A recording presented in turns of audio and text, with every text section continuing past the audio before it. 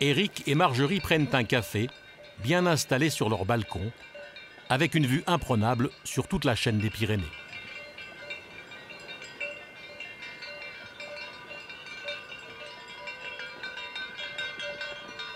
Un, deux, trois, quatre. Marjorie, qu'est-ce que vous regardez là? Bon, on prépare le décollage, donc en fait on se donne un point de visée, puisque la pente descend, donc on peut pas suivre la piste en fait sur ce genre de piste. Il n'y a Donc pas de on balise, se prend c'est une piste naturelle. un point de visée au loin et on y va directement. Une fois qu'on va être sur ce point-là, il ne faudra pas le lâcher. Si on lâche ce point, on part à droite, on part à gauche, en tout cas on sort de piste. Allez, go!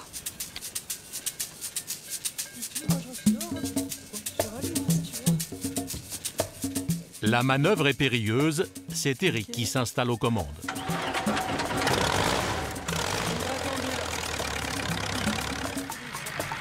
La piste très courte ne pardonne aucune erreur. En pilote expérimenté, Éric sait qu'il ne dispose que d'une cinquantaine de mètres pour réussir le décollage.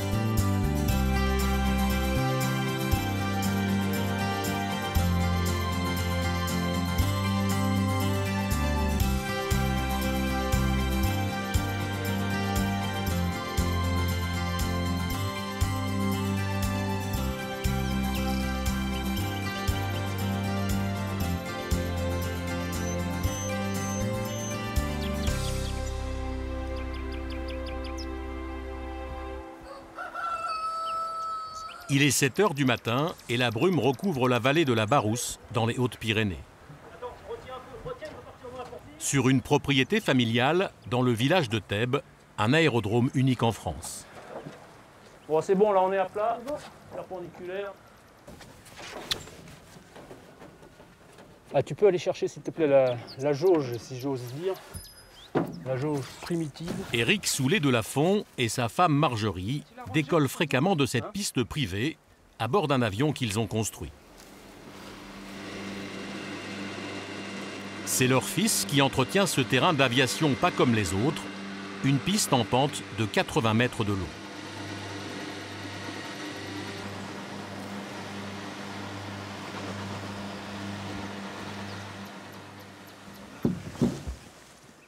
Pour le début du vol, c'est Éric qui est aux commandes. Il s'apprête à partir pour un circuit de 2 jours au-dessus des montagnes. Pouvoir décoller de son jardin, c'est un privilège, c'est fantastique. Le risque est permanent. À chaque atterrissage, on sait qu'on peut casser son avion si on n'est pas parfaitement concentré. Mais bon, ça vaut toutes les difficultés pour apprendre à se poser et à décoller sur un terrain aussi pointu.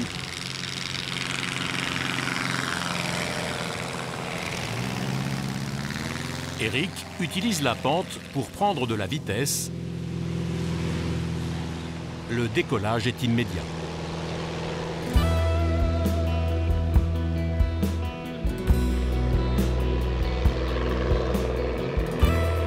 Ils prennent la direction du sud vers la vallée de Luchon.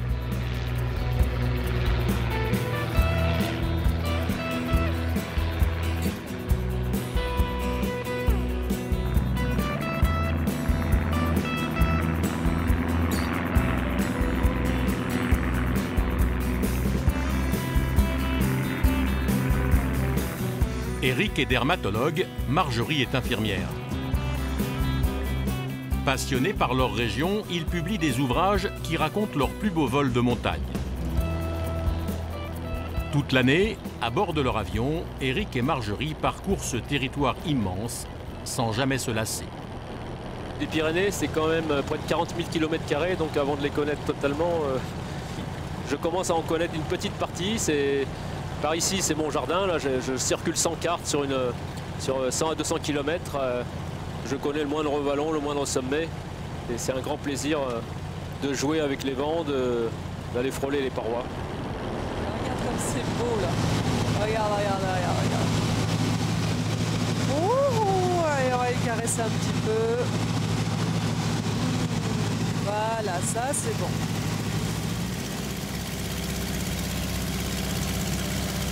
Il y a une dimension différente en l'air. On a plus de recul, plus de profondeur. On découvre des faces cachées qu'on ne pourra jamais voir quand on est arrivé au sol. Attends, on va passer, tiens regarde, au ras de l'hôtel de Super-Bagnères là. Le couple survole Super-Bagnères, l'une des toutes premières stations de ski françaises construite en 1910. Entre 1911 et 1912, ils ont construit le petit train à crémaillère qui montait de 600 mètres à 1800 mètres d'altitude. Mon père avait commencé à skier en 1945, il s'était fabriqué ses skis, il a fait ses premiers pas à Super-Bagnères. Les deux pilotes poursuivent leur route.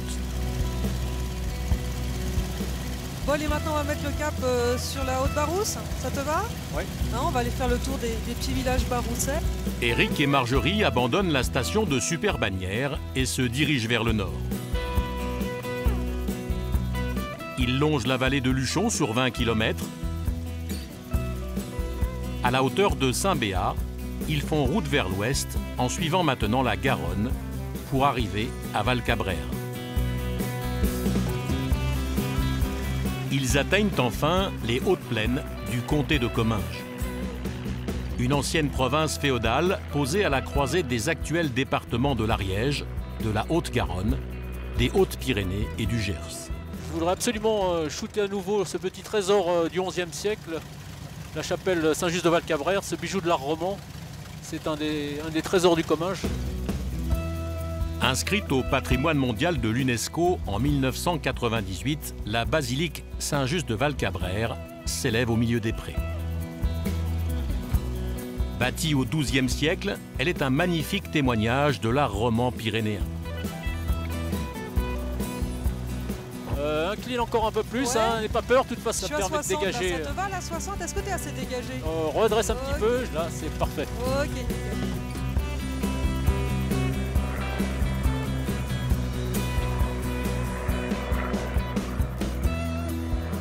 Avant de remonter vers les cimes, le couple veut survoler un troisième site qui illustre également l'histoire médiévale de la région.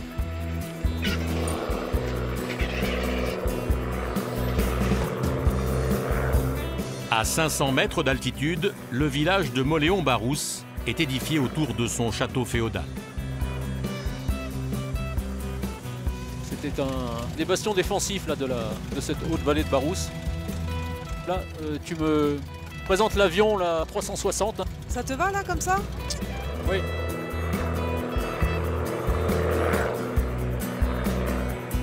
Eric et Marjorie abandonnent le Comminges. Ils reprennent de la hauteur pour retrouver les sommets. Ils se dirigent vers un site qu'ils connaissent parfaitement, à proximité du col de Balès. Ils délimitent la frontière entre la Haute-Garonne et les Hautes-Pyrénées.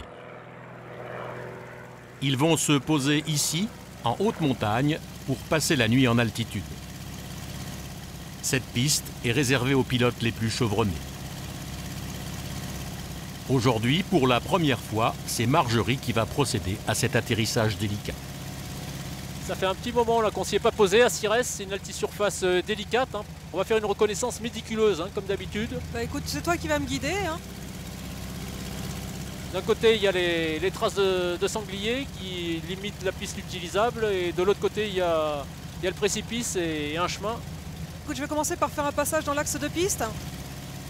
Il faut d'abord faire un premier survol pour reconnaître le terrain. Le couple veut s'assurer que le bétail qui passe l'été en altitude ne bloque pas l'accès à cette piste de fortune. Dis donc, t'as vu que les vaches étaient au rendez-vous. Bon, Ouais. elles ont l'air assez tranquilles, mais il faut se méfier. Elles sont quand même assez imprévisibles et ça peut être très chaud. Donc, Voilà, écoute, on va faire un passage rase-motte, on va voir un petit peu comment elles réagissent. Le troupeau n'est pas effrayé. Marjorie va pouvoir se poser.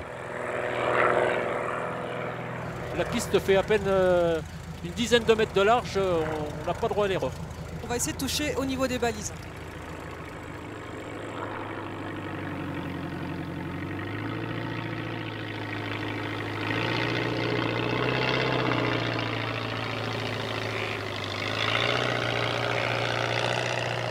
Marjorie atterrit sans encombre sur le sommet de Sirès. Magnifique, hein, champagne ce soir.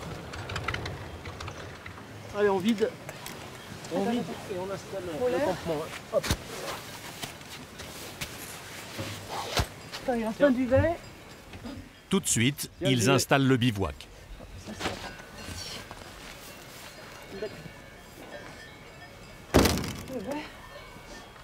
On va se mettre tranquillement, on aura à peu près plat. Marjorie, vous allez camper où là?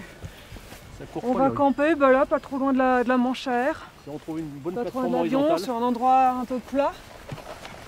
Sans trop de bouse de vache. En fait. Avec vue sur l'Aneto. Ah, et c'est sur la sympa vue. ça. Face à eux, au cœur du massif de la Maladeta, en Espagne, se détache la plus haute cime des Pyrénées. Il est grand là, hein. Soleil couchant là. On va attendre le lever de soleil sur Petit l'Aneto. déjeuner Petit café face aux montagnes. avec le spectacle. Vous avez déjà vu une chambre Il n'y d'hôtel aura qui jamais ce offre ça, vous spectacle-là à l'hôtel. Lorsque la météo le permet, Eric et Marjorie aiment profiter de la montagne, loin de toute présence humaine. Ah non, mais c'était beau aujourd'hui.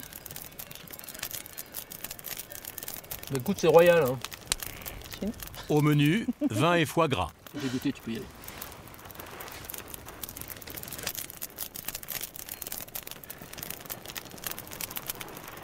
Mais ce soir, ils ne sont pas les seuls à occuper les sommets.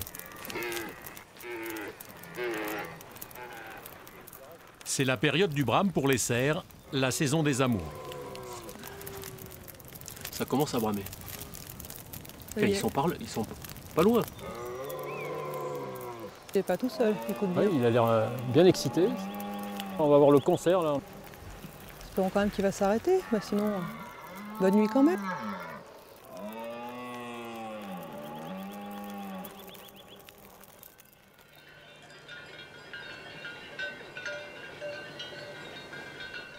Le lendemain matin, quelques minutes avant le lever du soleil,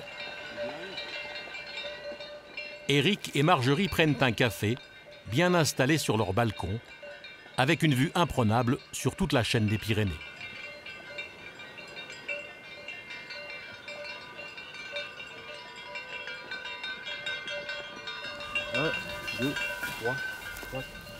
Marjorie, qu'est-ce que vous regardez là? Bon, on prépare le décollage, donc en fait on se donne un point de visée, puisque la pente descend, donc on peut pas prendre de... On peut pas suivre la piste en fait sur ce genre de Il piste, n'y a donc pas de on se balise, prend c'est une piste naturelle. un point de visée au loin et on y va directement. Une fois qu'on va être sur ce point-là, il ne faudra pas le lâcher. Si on lâche ce point, on part à droite, on part à gauche, en tout cas on sort de piste. Allez, go!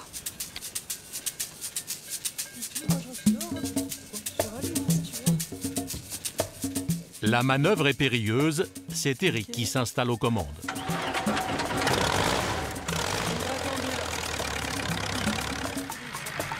La piste très courte ne pardonne aucune erreur. En pilote expérimenté, Eric sait qu'il ne dispose que d'une cinquantaine de mètres pour réussir le décollage.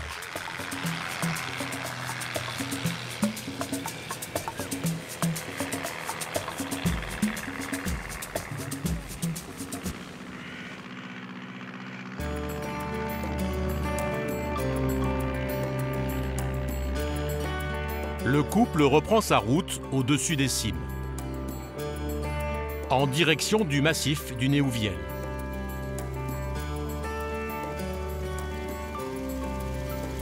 Une bonne photo aérienne, souvent c'est une photo qui se mérite, hein. Il faut se lever très tôt, décoller à la nuit et aller saisir ces quelques minutes de lumière rare où la lumière est douce.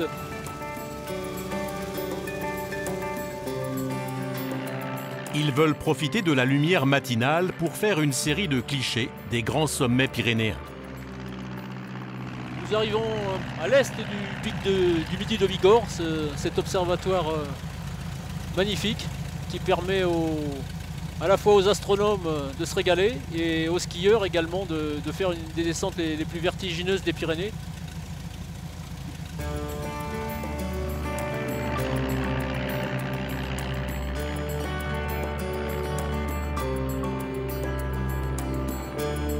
Après le pic du Midi, les deux pilotes s'approchent maintenant de la réserve naturelle du Néouviel. Là pour moi c'est une grande émotion parce que c'est là que j'ai fait ma première photo de montagne. Puisque j'avais 14 ans, c'était un petit Kodak Instamatic très rustique et le goût de la photo est parti de là. Le spectacle est somptueux. Il y a des myriades de lacs avec des couleurs là, d'émeraude, plus ou moins profondes. C'est grandiose. L'avion permet de découvrir les nombreux lacs des Pyrénées. Ils sont plus de 2500, disséminés sur toute la chaîne. Une densité exceptionnelle.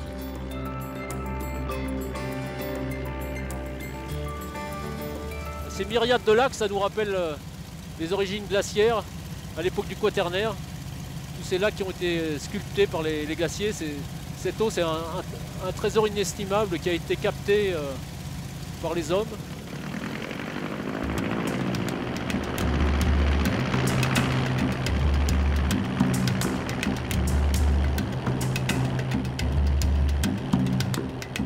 Les Pyrénées sont le château d'eau de tout le sud-ouest de la France.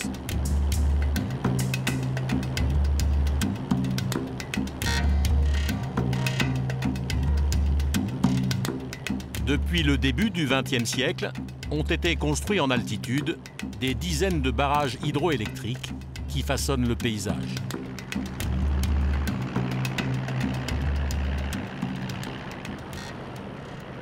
On va attaquer le lac d'Eau, le lac d'Espingo et le lac du Portillon supérieur. Là, ce sont trois lacs très célèbres dans les Pyrénées centrales, avec des cirques grandioses qui surplombent ces lacs et des cascades. Éric et Marjorie survolent le lac d'Eau, qui marque le point de départ de sentiers de randonnée.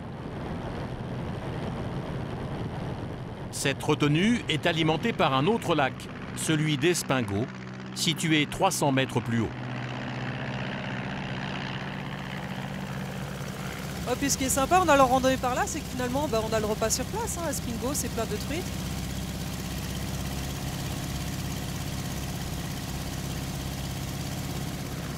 Le lac d'Espingo est lui-même alimenté par celui du Portillon, 500 mètres au-dessus.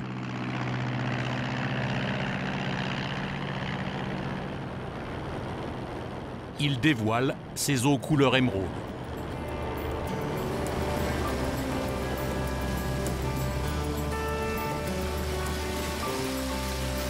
Le couple de pilotes atteint maintenant ce que les Pyrénéens ont baptisé le massif des 3000.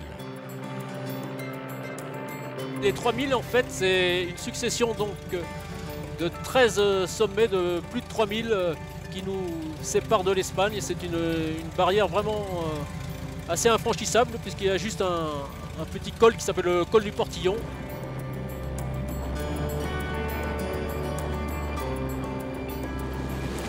Tu vois, toutes les crêtes se découpent en ombre chinoise. Là, j'adore ça.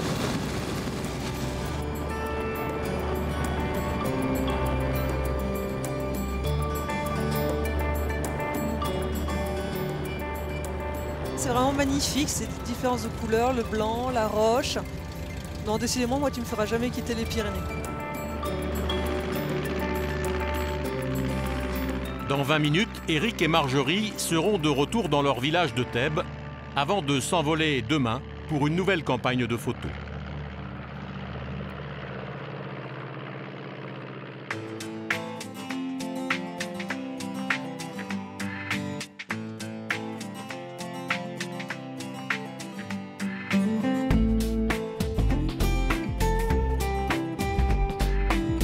Avec plus de 3500 km de routes de montagne, les Pyrénées sont un paradis pour tous les amoureux des grands espaces.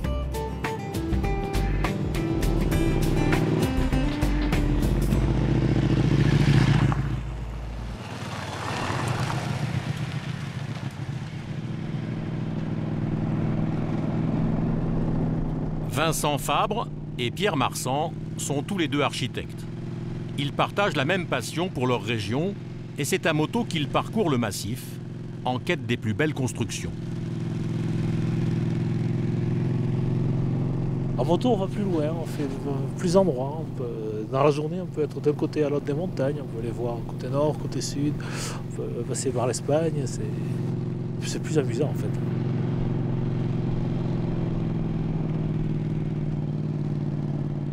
Ce matin, à la frontière entre le Béarn et le Pays Basque, ils débutent un circuit de 2 jours qui va les emmener en Espagne.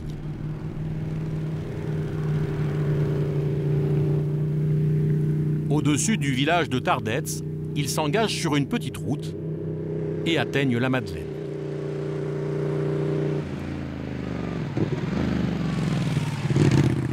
C'est ici, au sommet de cette petite montagne arrondie, que se dévoile l'un des plus beaux panoramas du Pays Basque. Ici, il y a un point de vue sur les montagnes à 360 degrés. La plaine d'un côté, les montagnes de l'autre, c'est fantastique. On dirait les peintures du 19e siècle. C'est la profondeur. Ici, nous sommes à la Madeleine. C'est un véritable balcon sur les Pyrénées. On est vraiment ici, pile sur la frontière. D'ailleurs, on est là, c'est le Béarn, et je fais ça, et je suis au Pays Basque. Ces vallées s'interpénètrent, alors c'est rigolo, parce que les vieilles fermes, les vieux villages, tout est mélangé. On a déjà des noms basques, on va trouver des noms à consonance basque, mélangés avec des fermes voisines qui, elles, ont des sonorités particulièrement béarnaises.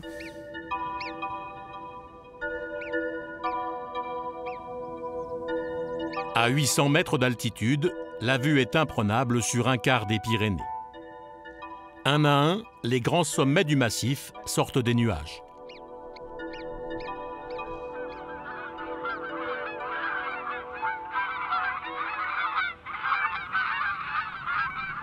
Les deux amis abandonnent les collines du Pays Basque pour rejoindre un village au pied du pic du Midi de Bigorre. Un périple de 150 km. Quand on fait de la moto, on est tout en équilibre. On se penche un coup à droite, un coup à gauche. On va tout doucement, ça accélère, ça freine. C'est un jouet fantastique.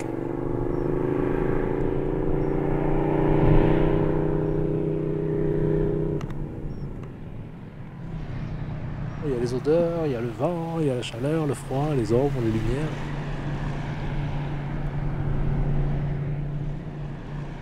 Il y a tout ce qui vient dans les montagnes. Alors, les Pyrénées, c'est vraiment un pays pour faire la moto.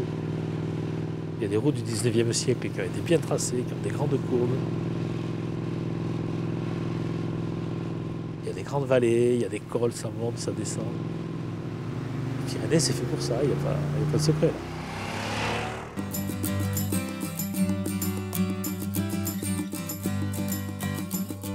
Après 2 heures de route, ils atteignent la vallée de l'Esponne. Ici, les deux architectes vont découvrir l'une des plus belles constructions contemporaines de la région. Cette maison, inspirée d'une cabane de berger, est parfaitement intégrée à la pente. Elle est dissimulée par une couverture végétale. Pierre et Vincent sont attendus par l'architecte Jean-Manuel Puig Salut, enchanté. et le propriétaire. Bonjour. Pierre Meunier est petit-fils de berger et originaire de la vallée. Il y a 5 ans, il entreprend de faire agrandir une vieille grange sur ce terrain. Là, on est venu s'ancrer dans le terrain, ce qui nous permet d'avoir une insertion qui est effectivement... L'architecte crée alors un bâtiment indépendant et décide de le fondre dans le paysage. Et pour cela, il imagine cette immense baie vitrée. L'idée, c'était de quelque chose d'assez humble, modeste, discret, La maison principale, c'est la grange rénovée. Ça, c'est une petite extension. Il n'était pas question de faire quelque chose d'ostentatoire. C'est de mettre dans la nature et d'élargir, d'ouvrir, que quand on est dedans, on est dans le paysage. Cette maison originale de 72 mètres carrés ne compte que 2 pièces. Un immense salon et une chambre, elle aussi ouverte sur la montagne. Pour l'édifier, le propriétaire a demandé à l'architecte de n'utiliser que des matériaux produits dans la région. La pierre, c'est la pierre de la montagne. Le plancher, c'est le châtaignier du coin. Quand en hiver, je suis assis dans mon fauteuil, devant mon poêle, et que j'écoute, que je regarde les moutons qui sont de l'autre côté de la vitre, qui ne me voient pas, qui sont à 20 cm, qui montent sur les bûches, qui regardent, et qui ne me voient pas, je me dis, le grand-père, il y serait, je suis sûr qu'il y serait. Pour apporter plus de lumière, l'architecte a eu une idée. Créer cette longue ouverture de verre dans le toit. En fait, ça joue le rôle d'un canon à lumière. La lumière, elle descend, mais quand on est en bas, on ne sait pas d'où elle vient. Tu vois, on l'a dans le dos et elle éclaire le mur en pierre. Et vraiment, ça, c'est très joli. Ça fonctionne bien, quoi. La maison séduit les 2 amis.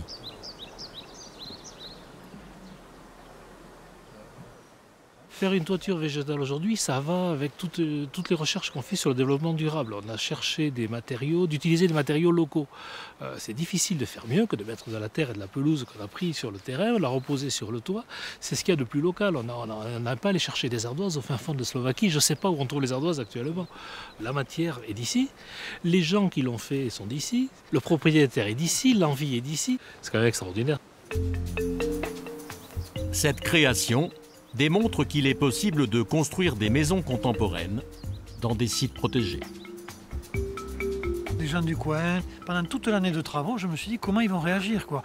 Mais aujourd'hui, vous descendez dans le village, vous leur parlez de ce projet-là, vous allez voir comment ils en parlent. Ils sont très contents, très fiers, ils en sont fiers.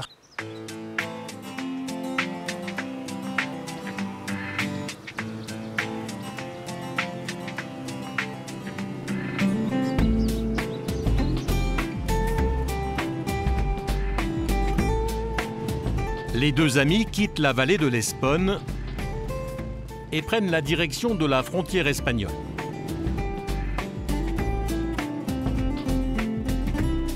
Les grandes vallées glaciaires, présentes uniquement sur le versant français, rejoignent la ligne de crête qui marque la séparation entre les 2 pays.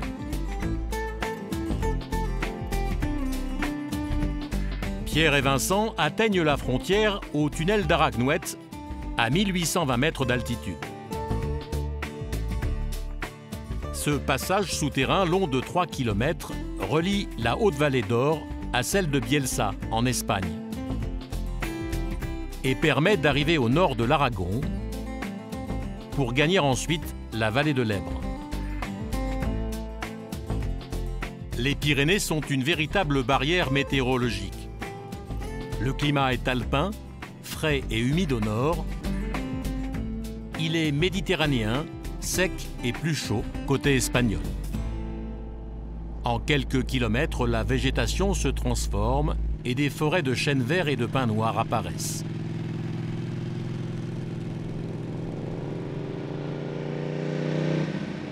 Les 2 architectes traversent maintenant l'Aragon.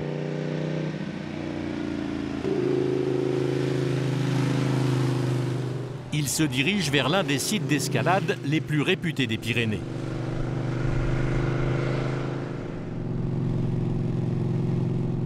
Sur la route, au-dessus de la plaine de Huesca, ils longent les mayos de Riglos, des pins de sucre vertigineux. Gigantesque concrétion minérale, ces falaises surplombent l'Èbre.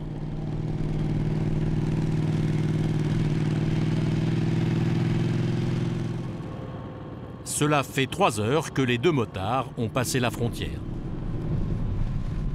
Les Pyrénées, c'est un territoire de contraste.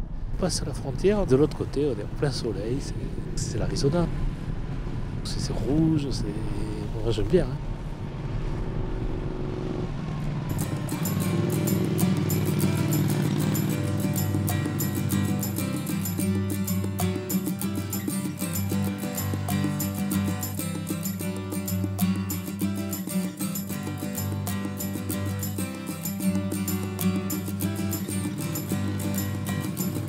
Vincent et Pierre remontent la célèbre Sierra de la Peña. Ils roulent vers un édifice exceptionnel.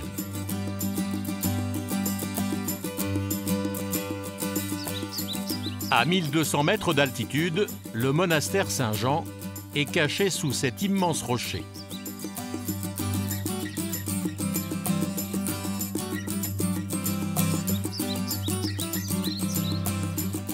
L'architecture en partie troglodytique de ce monument est unique dans les Pyrénées.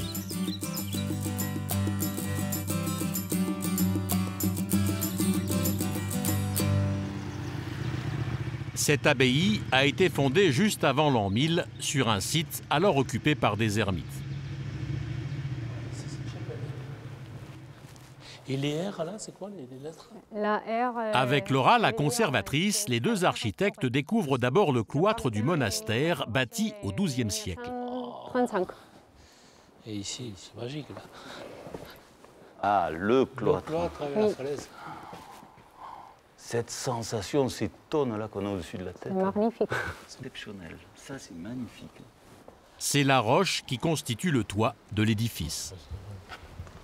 C'est remarquable, hein. Le site est fantastique quand même. Une église sous la falaise, c'est pas banal, quoi.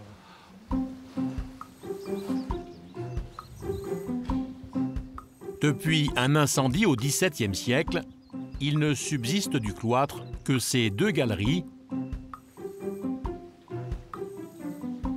avec leurs chapiteaux sculptés. Deux d'entre eux représentent la Genèse et la vie du Christ. Ce qui est joli, c'est que comme c'est des architectures très dessinées, très fines, il y a des petites dentelles de pierre, alors face à la rugosité de la falaise, c'est quand même extraordinaire. Il y a un contraste de matière. Pendant 900 ans, ils se sont succédés pieusement sous ce caillou. C'est fantastique, c'est une pugnacité. Aujourd'hui encore, après 11 siècles d'histoire, le monastère de la Peña est un lieu de passage incontournable pour les pèlerins, empruntant le chemin de Saint-Jacques de Compostelle.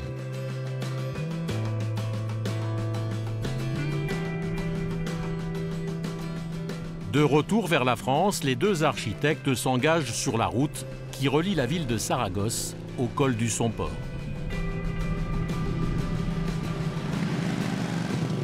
Ils découvrent l'un des plus impressionnants monuments de l'arc pyrénéen, le château de Loaré. Construit à partir du XIe siècle sur un nid d'aigle à 1000 mètres d'altitude, cette forteresse a traversé les siècles.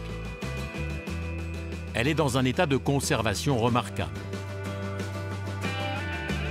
D'abord résidence royale, puis monastère, le château-abbaye servit de fer de lance à la lutte contre les armées maures.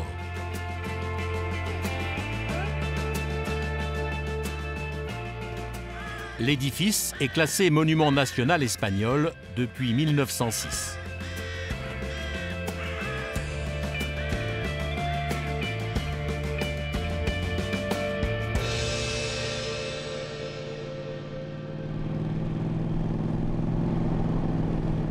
Dans 2 heures, Vincent et Pierre auront regagné la France.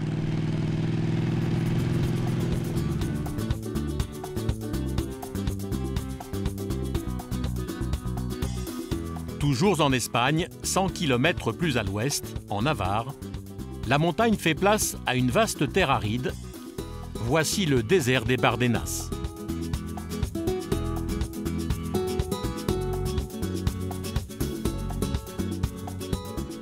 Sur plus de 42 000 hectares, ce paysage rappelle les décors mythiques de l'Ouest américain.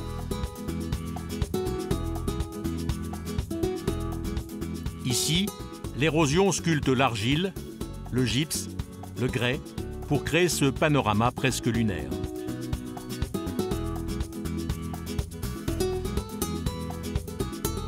De vastes plaines alternent avec des ravins, des falaises et des collines qui peuvent atteindre 600 mètres de hauteur.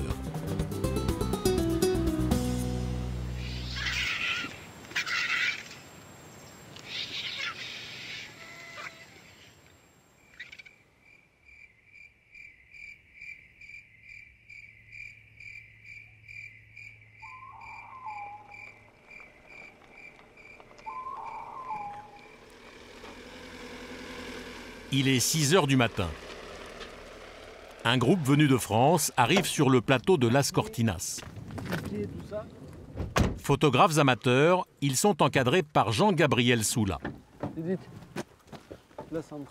Depuis 10 ans, ce guide organise des stages dans les sites les plus remarquables des Pyrénées.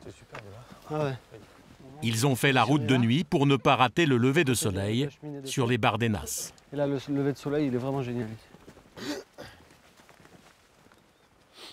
C'est intense et ça ne va pas durer longtemps.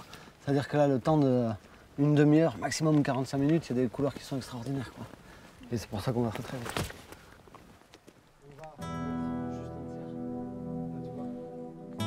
Il faut faire vite. Jean-Gabriel dispose de 20 minutes pour trouver le meilleur endroit et profiter de la plus belle lumière. Devant lui s'étendent 30 km d'un panorama exceptionnel.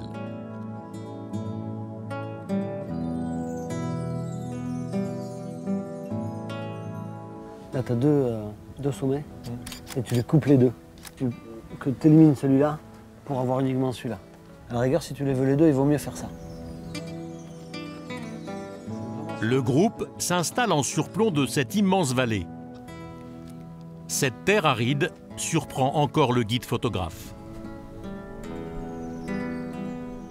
Ce ciel-là, je ne l'ai jamais vu. Celui qui arrive dans 10 minutes, il n'a plus rien. Ou il n'a plus grand-chose. Du moins ça, il le verra pas.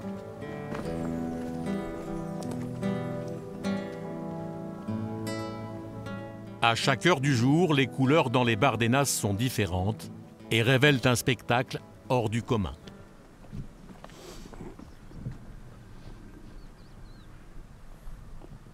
C'est un endroit qui saute aux yeux. C'est le cow-boy, c'est les Indiens, on se balade. C'est des labyrinthes d'argile où on peut se cacher. Oui, c'est un terrain de jeu vraiment, vraiment magique.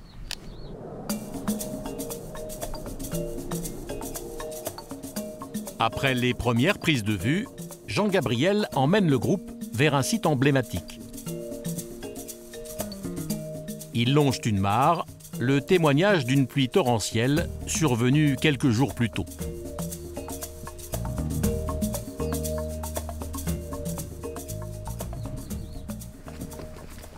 Attention parce que là, par contre, tu peux avoir des trous si tu t'approches trop. Là, c'est vraiment limite, tu peux tomber de 3-4 mètres. Après 30 minutes de marche, ils atteignent le Castil des Tierras, la cheminée de fée, une impressionnante sculpture naturelle.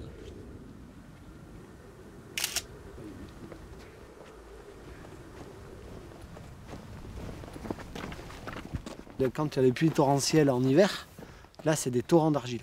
C'est extraordinaire. Et ça découpe et on voit les bords du canyon qui s'écroulent d'année en année. Bardenas, c'est que du terrain sédimentaire. On a les eaux de pluie et le vent qui vont façonner et sculpter le paysage. Et surtout, dans la roche qui est très très tendre, il y a de l'argile. T'imagines que chaque pluie, effectivement, elle emporte l'argile en dessous. La différence avec la montagne, où tu peux aller pendant des années et des années au même endroit, et quand tu grimpes pendant 10 ans, tu vas poser ta main exactement dans le même faille. Ici, je reviens chaque année, et il y a des choses qui ont changé. Ce sommet du Castil des Tierras, un jour ou l'autre, on passera, il n'y sera plus.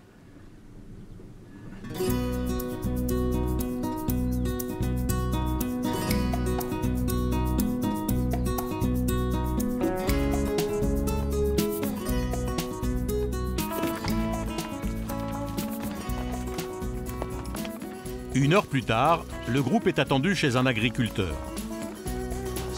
Cet éleveur de chevaux aime faire découvrir sa terre aux voyageurs.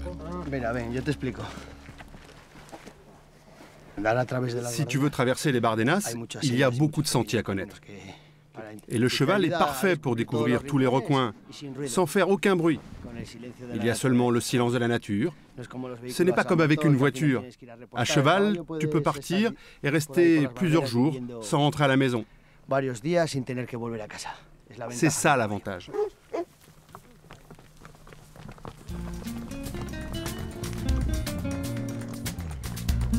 Aujourd'hui, José Marie emmène les Français vers le site le plus élevé des Bardenas. Le groupe traverse d'abord la plaine, la Barra Blanca, la partie la plus basse de ce territoire isolé. Après 2 heures de chevauchée, ils atteignent le bas del Rayón, un plateau sculpté par un grand ravin.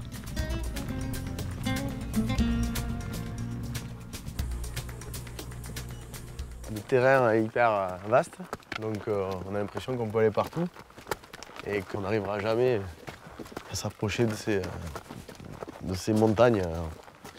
On a vraiment l'impression de changer carrément de continent. Un petit continent que José Marie parcourt depuis qu'il est enfant. Quand j'étais petit, on disait que si on possédait un cheval, on pouvait faire plein de choses. J'ai réalisé ce rêve.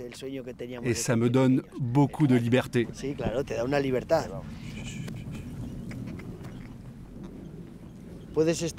En plus, si tu t'organises et que tu prends des provisions, tu peux très bien passer 3 jours sans voir personne. Ça, c'est une grande sensation de liberté.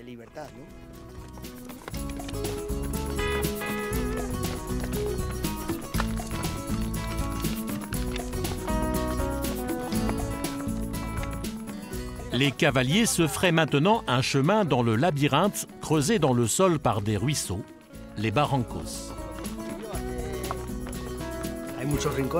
Ici, il y a plein de recoins. Même si tu reviens tous les ans, tu as la sensation de découvrir quelque chose de nouveau. Parce qu'après les pluies, les traces s'effacent. C'est comme si tu marchais sur la neige vierge. Tu as l'impression d'être le premier. Si tu viens après les pluies, il n'y a plus aucune trace ici. C'est comme si tu découvrais un nouveau territoire.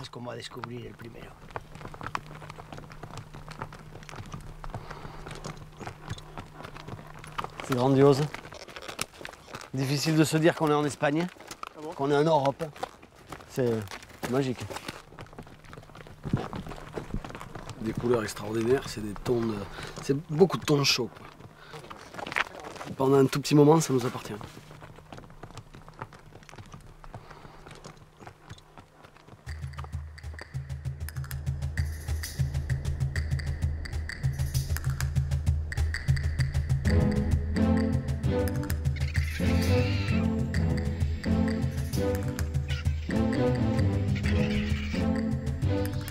Enfin, après 3 heures de randonnée, le groupe atteint le sommet du Rayón, à 500 mètres d'altitude.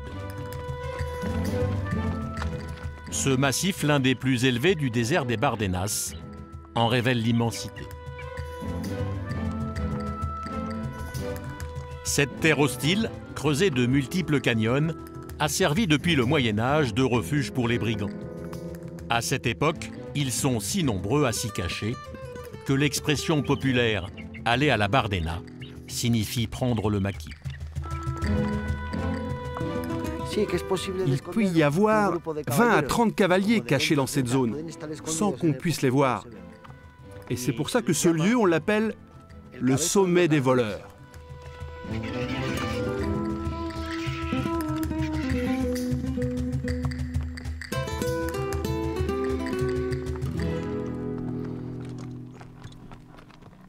En fin d'après-midi, le groupe redescend dans la Barra Blanca. Les cavaliers font une halte dans l'ancienne bergerie du grand-père de José Marie. Le guide leur réserve une surprise. Il leur prépare un asado, des grillades de cochon.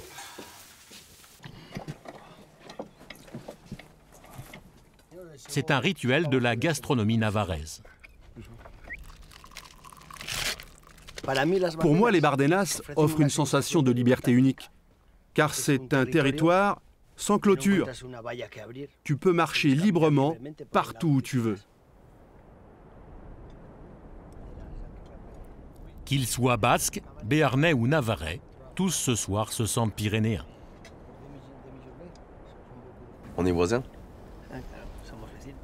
Ah oui, puisque de toute façon, il y a quoi qui nous sépare? Une montagne.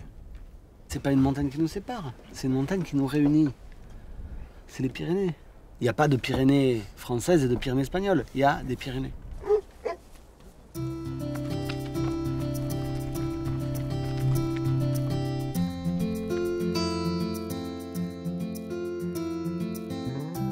Demain, Jean-Gabriel et son groupe regagneront la France.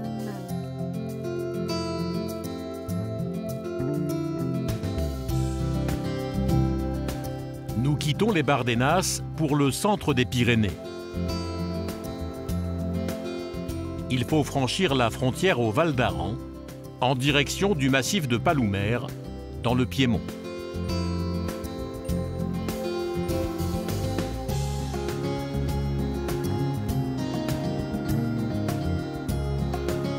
Pour y accéder, il faut faire 400 km de route à travers le massif.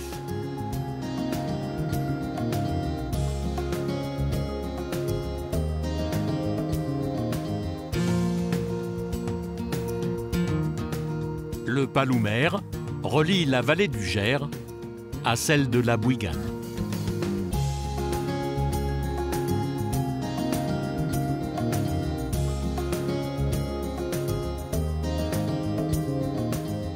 En prenant de la hauteur, au sommet d'une forêt de hêtres, apparaît le col de Portet d'Aspet, à 1069 mètres d'altitude.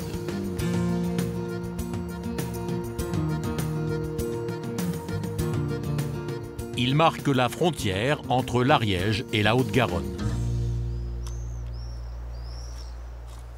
Dans une prairie, deux spécialistes de la flore pyrénéenne sont à pied d'œuvre. Leur métier est rare, ils sont gentianaires.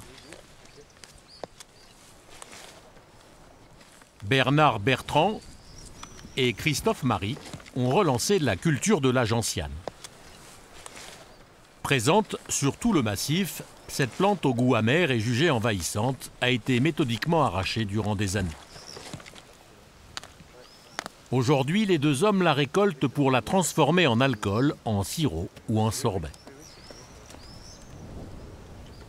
Depuis l'Antiquité, la gentiane est renommée pour ses propriétés médicinales.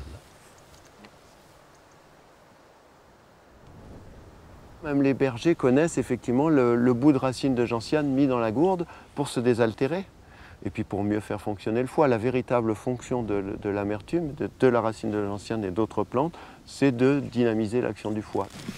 De l'autre côté. Les deux hommes s'attaquent à une racine. Il faut plusieurs minutes pour l'extraire. C'est fragile, c'est-à-dire que si on tire trop fort, on casse la moitié de la racine reste dans le sol.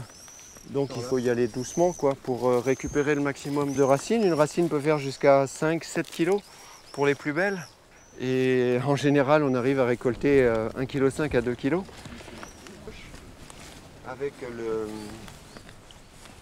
la longueur de la dent qui est comme ça. Pour ce travail pénible, ils utilisent un outil singulier. C'est une fourche du diable. C'est une fourche qui a été fabriquée par un forgeron, spécialement pour l'exploitation, parce qu'on n'en trouvait pas des comme ça. Ça permet de venir chercher bien en profondeur la racine et de venir la lever, Le seul endroit aujourd'hui où on trouve facilement des fourches du diable, c'est dans les brocantes ou dans les vides-greniers. On voit ces outils-là sur des vieilles cartes postales, sur des vieilles revues qui consacraient des articles à ce métier de gentianaire. C'est quand même une discipline importante puisque ça a donné le nom à un métier. Christophe et Bernard sont des précurseurs. Ils comptent commercialiser rapidement leurs produits. On espère à travers une recette nouvelle redonner le goût aux gens des boissons amères. Dans les Pyrénées, très curieusement, on n'a pas de véritable apéritif à base de plantes qui poussent dans les Pyrénées. C'est quand même complètement incroyable. On a plein de boissons avec des artifices, des quelque chose, et on n'a pas de boissons à base de plantes. Donc moi, je trouve ça extraordinaire.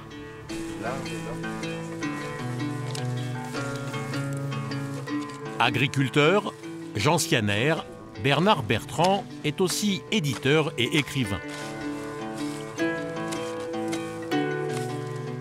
Spécialiste des usages traditionnels des plantes, il se bat pour les faire mieux connaître.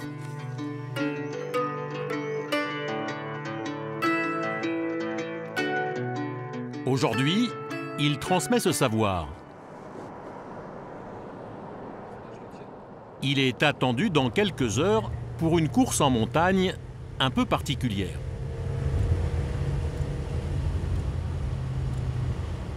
Les botanistes, amateurs ou professionnels, veulent préserver le patrimoine végétal pyrénéen. C'est un trésor mal connu. Ici, la flore est riche et diversifiée. On recense pas moins de 4500 espèces de plantes, dont 160 sont endémiques.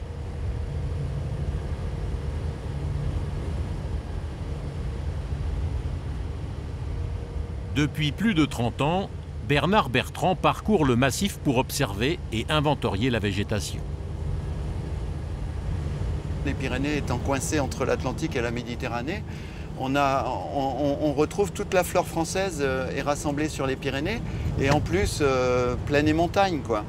C'est vraiment une région privilégiée, moi je ne m'en lasse pas. Mais c'est vrai que la meilleure période c'est fin mai, début juin jusqu'au 15 août, jusqu'à fin août.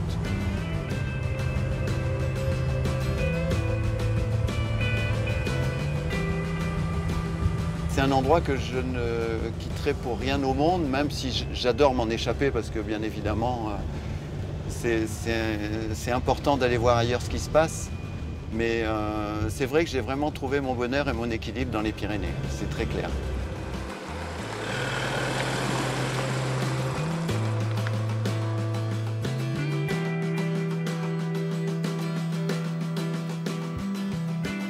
Le botaniste quitte les prairies et les forêts du col de Portet d'Aspet pour prendre la route de la vallée de Luchon.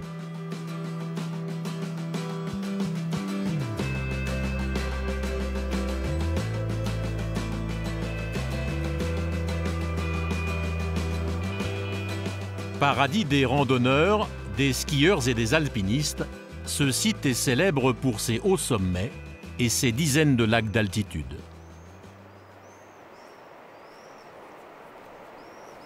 Plutôt dans les zones plus grasses, tu vois, faut chercher les...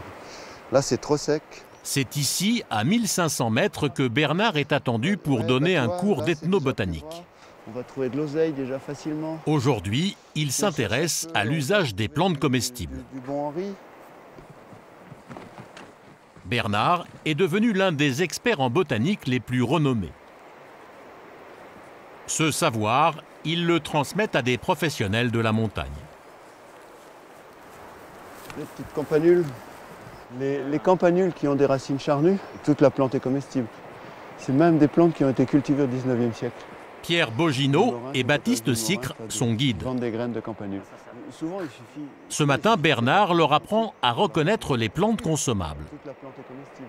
Les feuilles sont un petit peu âpres, ne sont pas délicieuses, les fleurs sont délicieuses, et puis les racines sont très savoureuses.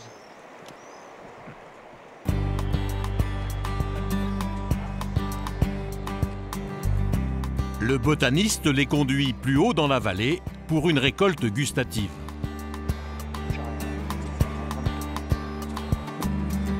Toute la journée, il va leur enseigner les secrets de la flore montagnarde pour un cours de cuisine sauvage.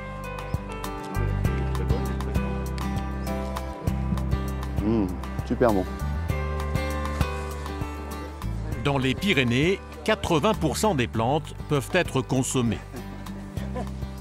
Pour cette première leçon, Bernard leur fait redécouvrir la reine des mauvaises herbes, voilà. l'ortie. Je savais bien qu'on en trouverait.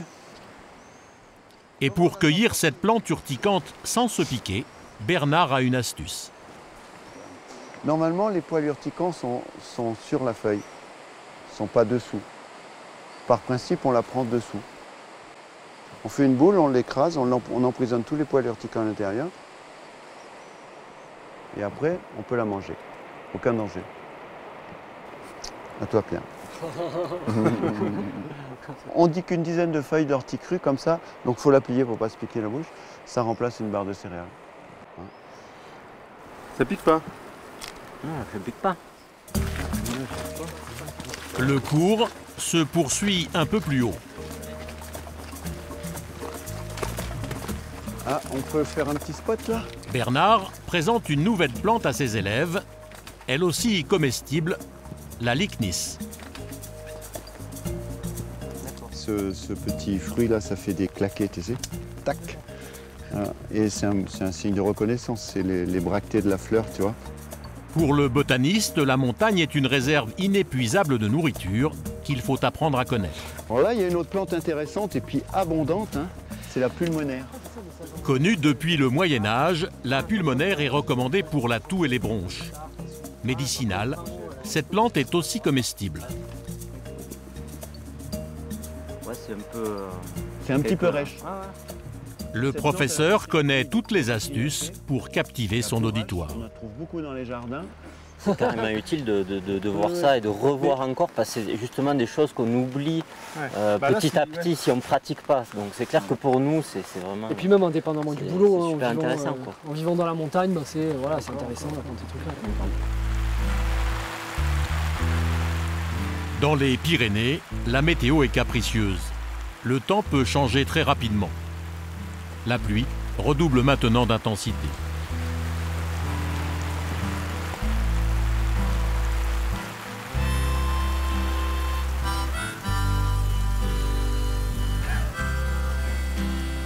Nos botanistes poursuivent leur cueillette. Hop, pas trop vite là, regardez. Il y a des choses intéressantes là. Ça, c'est un ail sauvage. Quoi? Un ail sauvage. Tiens, goûte les... Alors là, on va avoir quasi toute la palette des saveurs. Goûte la fleur. Ça ressemble à la fleur de... Oui, et fleur et feuille, là, on peut manger. Donc là... On est sûr que c'est de l'ail. Ah oui, là, on ne peut pas se tromper. Donc ça, dans une salade, c'est super bon. Autre découverte, l'angélique. Une fois confite, elle est utilisée en pâtisserie. Pour Bernard, ces graines sont un coupe-fin idéal. Allez-y, goûtez, vous allez voir. Et surtout, ne recrachez pas aussitôt, laissez passer cette petite phase d'amertume et vous verrez qu'après, c'est super agréable. Ça pétille, ça devient très aromatique. Quand j'ai un coup de mou, t'en prends et franchement, ça te tient éveillé vraiment bien. D'accord. Et c'est vrai que ça met un coup de fouet quand même. Notre gingembre indigène, il est là. C'est là qu'il y a eu l'éboulement ? Wow.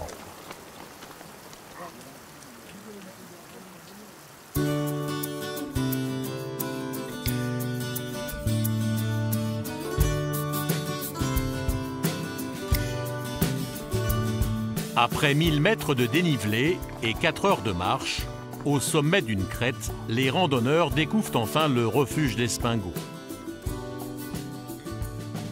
Dans quelques minutes, ils passeront en cuisine. Du coup, la trier, on a déjà trié en ramassant. Mais si il faut d'abord trier, identifier et nettoyer à grande eau les diverses herbes, fleurs et plantes récoltées. Allez-y, à la limite. C'est vous qui êtes en apprentissage, c'est pas moi. Montrez-moi ce qu'on a ramassé. Tiens, ça va être marrant. Il y a encore quelques années, ces gestes constituaient le quotidien des bergers. L'ortie et l'épinard sauvage étaient des grands classiques de la cuisine quotidienne du berger. Ça faisait vraiment partie de son quotidien. C'était pas du folklore. Pour accommoder ce plat de plantes sauvages, il faut d'abord les hacher sommairement. Puis graisser la sauteuse avec un simple morceau de lard et ensuite les saisir à feu vif quelques minutes. Une petite odeur de fond et les champignons. Dans la poêle, plus d'une vingtaine de variétés de plantes, de l'ail des ours, des orties, de l'oseille. Un mélange d'odeurs et de saveurs inattendues. Là, je rajoute ça maintenant direct. Non, dans les assiettes. Dans les assiettes. C'est bon, on sort, ça te plaît aussi? Allez, c'est parti. En moins de 5 minutes, le tour est joué.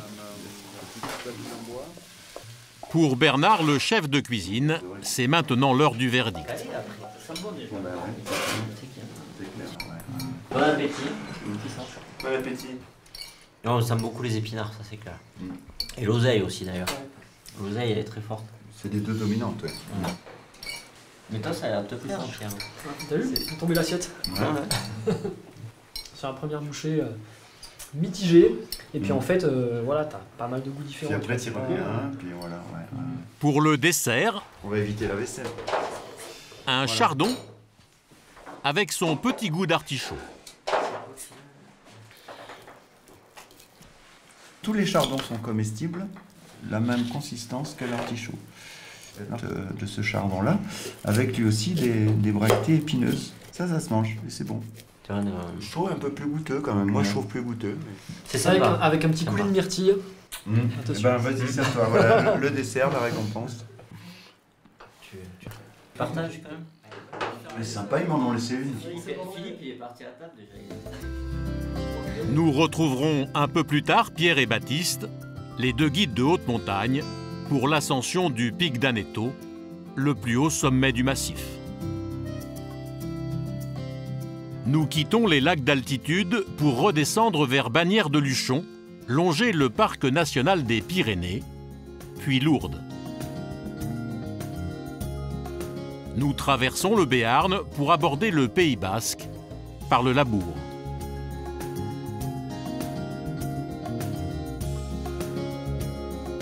Cap au sud, nous reprenons la route de Sarre pour arriver à la frontière franco-espagnole.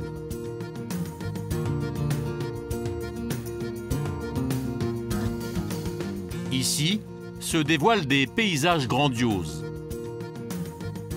avec leurs collines et leurs petites montagnes.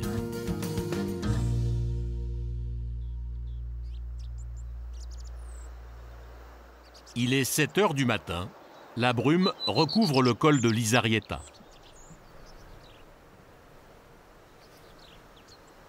Le matin, c'est beau quand on est au-dessus de ce qu'on appelle la mer de nuages. C'est magnifique. Véronique est vétérinaire. Chaque année, au mois de septembre, pendant la période de la migration, cette passionnée d'ornithologie vient ici observer le passage des oiseaux. À partir du mois de juillet jusqu'au mois de novembre, on a des oiseaux partout qui viennent de toute l'Europe. On est en plein passage des grives, des pigeons, des grues, des cormorans, des rapaces.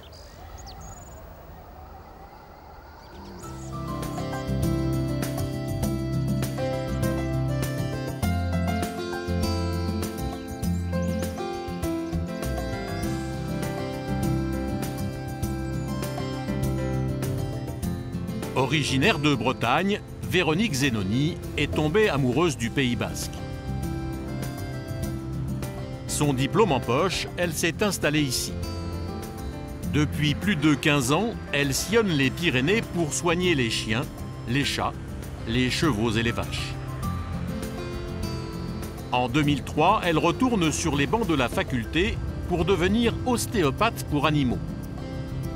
Sur le massif, ils ne sont que 15 comme elle à exercer cette spécialité. Je fais rarement moins de 150-200 km par jour, quoi, et ça peut aller jusque dans les 600 km. Je ne peux pas me passer d'être à la campagne et de bouger quand même si la voiture c'est contraignant. J'ai la chance de travailler dans des coins qui sont vraiment beaux, et c'est ça qui permet de faire la route tranquillement. Et c'est sûr qu'en habitant au Pays basque, on se régale tous les jours.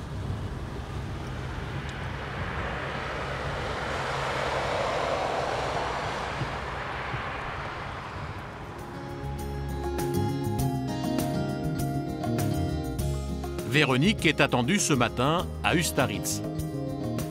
C'est ici que l'association Egalaldia est installée.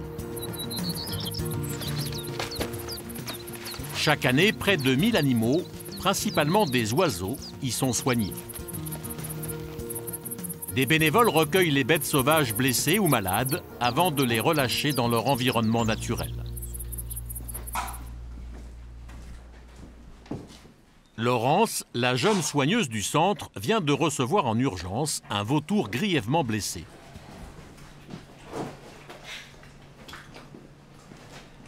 L'état de santé de ce nouveau pensionnaire la préoccupe. Sa survie dépend du diagnostic de Véronique. Salut Pépère. Elle est l'un des rares ostéopathes à soigner des animaux sauvages. Avec ses 2,60 m d'envergure, le vautour est le plus grand oiseau des Pyrénées. Je vais inspecter après, je vais commencer l'ostéo d'abord pour le détendre, parce que sinon on ne pourra rien en faire. Voilà. Ok, on y va chérie. La vétérinaire inspecte chaque centimètre carré du corps de l'animal.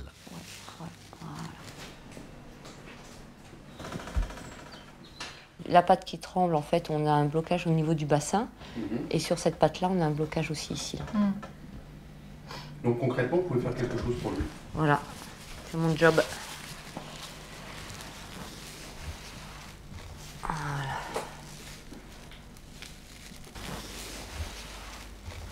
Grosse inspiration, je suis au bon endroit. Elle est où ta tête? L'ostéopathe travaille rapidement. Oh, il a pris un pet au crâne aussi. Hein. Peut-être pour ça les mouvements qu'il avait aussi pendant 2 jours. Ouais, et puis qu'il n'ait pas envie de manger parce qu'il a le... Ouais. Voilà, mon père. Oh, bah ça fait du bien, ça.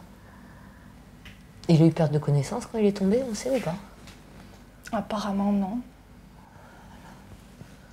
Alors, on retrouve tous les mouvements en fait qu'il a eu d'oscillation de la tête. Hein. C'est ce qui est en train de se résoudre là.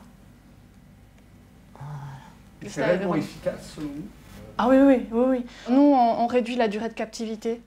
Déjà, chez certains animaux qui sont passés par l'ostéopathie, qu'on aurait gardé peut-être des semaines de plus si jamais il n'y avait pas eu l'ostéopathie. On relâche des animaux qui auraient été euthanasiés sans l'ostéopathie, donc c'est quand même important. Et puis ça détend les animaux qui passent aussi entre ses mains, quoi. Véronique diagnostique une fracture de l'aile. Dans quelques heures, le rapace sera opéré par l'un de ses confrères. Je te l'enlève, attends, je sais que t'en as marre. Comme ça, c'est mieux? Alors il appuie sur quelle patte? Bah ouais, du coup il prend appui même sur l'autre patte, quoi. Il est soulagé de la douleur, il y a un meilleur équilibre du bassin et si tout va bien, dans 2 jours il est opéré, quoi. La journée se poursuit par un moment exceptionnel. Pour la première fois, la vétérinaire ostéopathe va relâcher l'une de ses anciennes patientes. Une cigogne soignée il y a maintenant 2 mois. Le mieux, c'est que tu la poses par terre, t'enlèves le chiffon, et au dernier moment, t'enlèves la chaussette, et puis elle va faire ce qu'elle a à faire, quoi.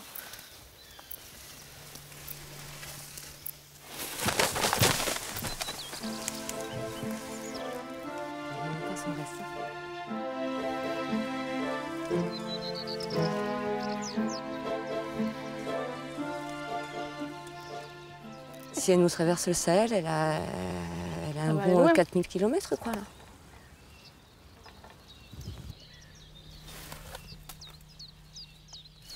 C'est la super récompense de l'avoir s'envolée comme ça, de savoir que là, elle part pour l'Afrique, quoi. En général, les vétos, ils voient le mauvais côté du boulot. Ils voient pas forcément la finalité, quoi. C'est vrai qu'on a la chance de pouvoir voir tout, mais... C'est un moment émouvant. Ouais. Plus de voix. Ça fait 20 ans que j'ai commencé à m'occuper de faune sauvage. J'ai fait la mer noire de l'Erika, j'ai reçu jusqu'à 500 oiseaux morts par jour. J'ai vu tous les soirs, je faisais des autopsies, quoi. C'est pas facile de s'occuper des animaux en général parfois, et puis de la faune sauvage. Et là, on a la récompense, quoi. C'est tout bon.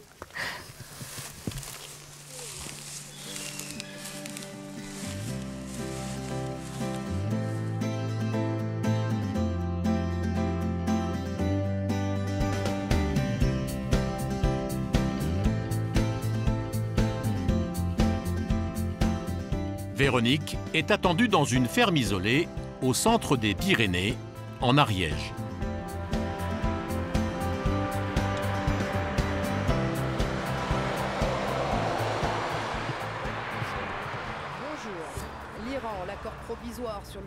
Tôt ce matin, elle a quitté son cabinet du Pays Basque pour rejoindre la vallée du Couserans, à l'extrême ouest de la région.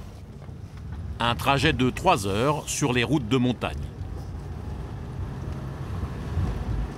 Une jeune agricultrice l'attend pour soigner ses chevaux. On va chez quelqu'un qui fait du débardage à cheval donc au fin fond de l'Ariège. Elle a un problème avec une jument qui a priori a du mal dans les montées. Et puis elle a aussi une vieille jument de 23 ans, donc on va voir dans quel état sont ses juments. C'est vraiment son outil de travail, quoi. Donc elle a besoin que sa jument soit au top de la performance au quotidien. Donc c'est là que j'interviens.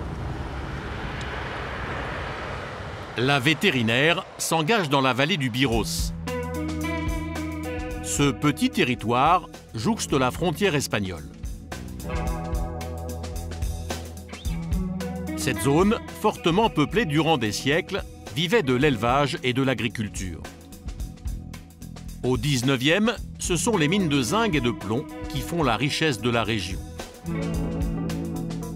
Mais après 1900, l'épuisement des minerais et l'exode rural marquent le déclin de la vallée.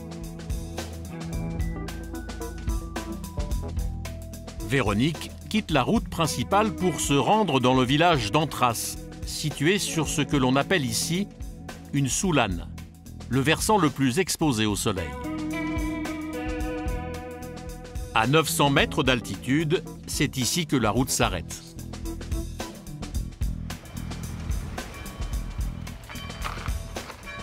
La vétérinaire doit laisser sa voiture et poursuivre à pied. Première fois, je découvre. Sac à dos là. Il faut s'il y a une petite laine, un peu à boire. Le je sais pas combien de temps. Ouais, c'est quoi, il y a une demi-heure de marche, Ouais, combien de temps? Je crois, ouais. Donc ça va être un peu la surprise, trouver le chemin et puis rejoindre Véronique. Et tiens, en route, on y va.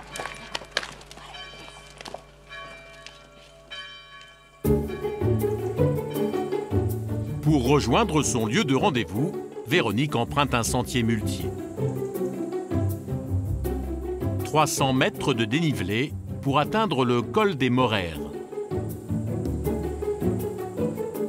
Dans un paysage sauvage. Désertée depuis maintenant presque un siècle, la montagne abrite des dizaines de granges, des anciennes cabanes de bergers, dans des hameaux du bout du monde.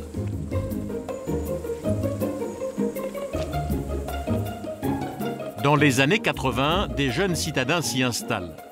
Ils reconstruisent les villages et redonnent vie aux maisons abandonnées.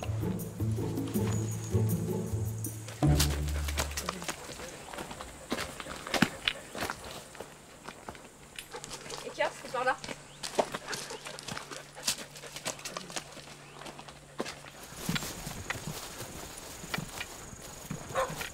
On doit nous attendre un peu plus loin.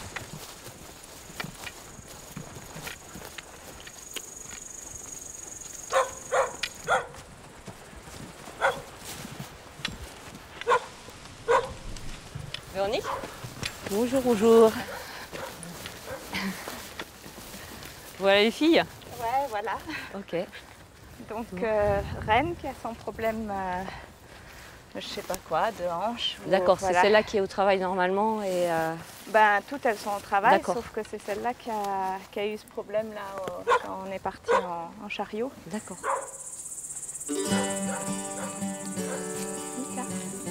Les chevaux sont une vraie passion pour Véronique Morin.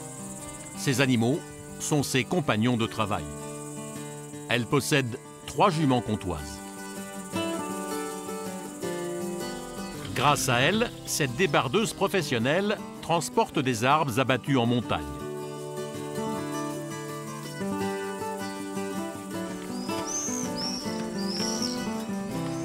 Sans attendre, l'ostéopathe se met au travail. Elle commence par un examen approfondi de la jument. Elle observe minutieusement sa morphologie et sa posture. Super. Tout est passé au crible.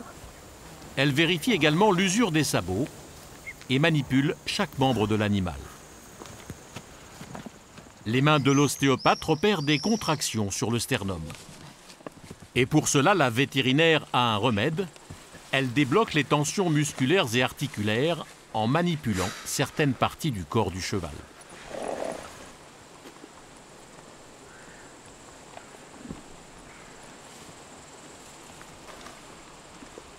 Je vais aller voir la base du crâne pour continuer de me libérer ce sternum.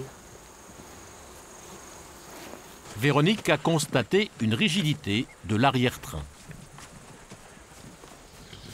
J'ai les pouces sur le palais. Et en même temps, là, ça travaille sur le crâne, sur l'occiput. Sous-entendu, vous avez libéré l'arrière-train en le touchant le palais. Ouais. C'est ça? Ouais. Le corps est une continuité anatomique. Hein.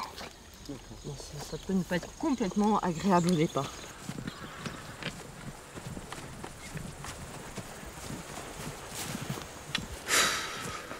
Un dernier étirement marque la fin de la séance.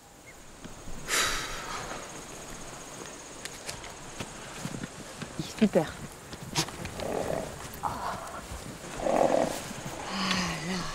C'est quoi ça? Le gros soupir. Ouais.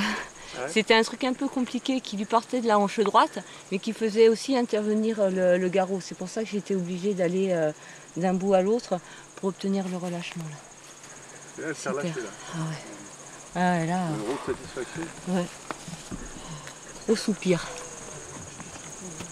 Pour l'ostéopathe, le travail est terminé.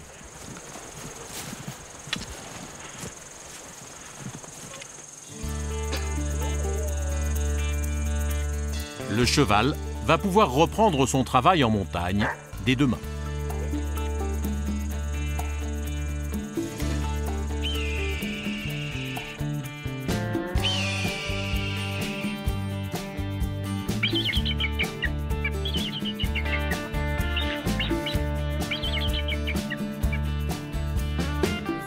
L'Ariège est réputé pour ses forêts exceptionnelles.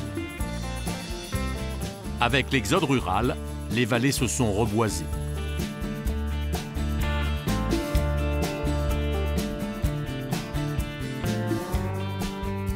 Aujourd'hui, le territoire abrite des dizaines d'essences. Les chênes, les châtaigniers côtoient les hêtres et les frênes. La forêt est devenue une promesse pour l'avenir. Alors dans le Couserans, ils sont nombreux à se mobiliser pour sa sauvegarde.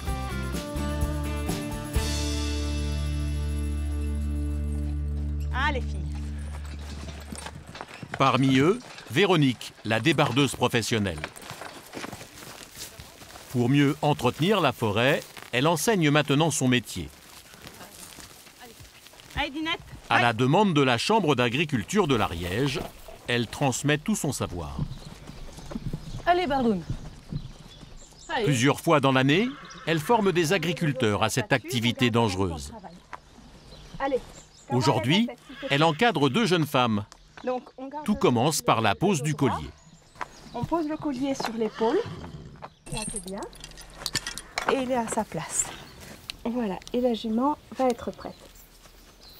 Donc on va là-bas.